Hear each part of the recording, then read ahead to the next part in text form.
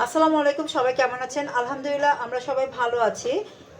এটা একটা আলু, আমি কখনো খাইনি। এক ভাবির কথা মতো আমি আজকে রান্না করব। টুকরো টুকরো করে কেটে নিয়ে ভালো করে সিদ্ধ করে নিয়েছি। ভালো করে আবার পানি দিয়ে ধুয়ে নিচ্ছি।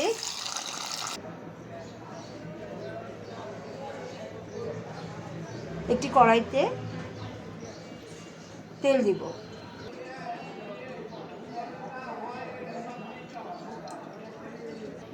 তেল গরম হয়ে গেছে, এখন পেঁয়াজ কুচি দিব,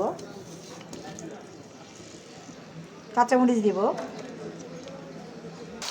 পেঁয়াজটা লাল হয়ে গেলে আমি মশলা দিয়ে দিব। লবণ,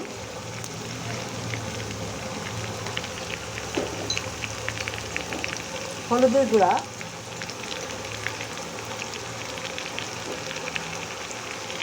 মরিচের গুঁড়া,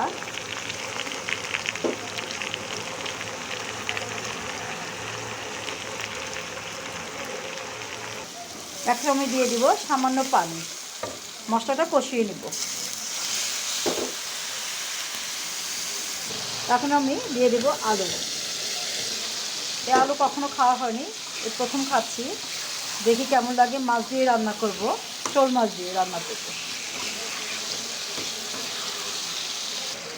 ভালো করে আলুটা কষিয়ে নিচ্ছি। এখন আমার মাছ ভালো করে ধোয়া হয়ে গেছে। এখন মাছটাকে কষিয়ে নিব সবজির সাথে। দেখুন, খুব সুন্দর করে ধুয়েছি, লবণ দিয়ে মাখিয়ে রেখেছিলাম, ভিনেগার দিয়ে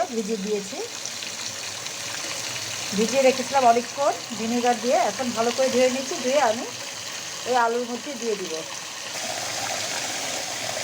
এখন কষানো আলুর মধ্যে মাছগুলো দিয়ে দিলাম। এই মাছটা কষানোই ভালো লাগে, ভেজে নিলে ভালো লাগে না।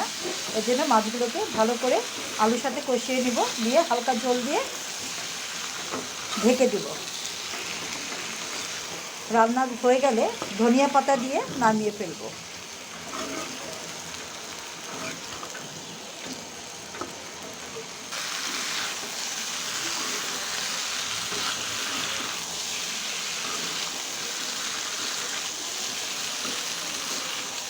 আলুর সাথে মাছটা কষানো হয়ে গেল।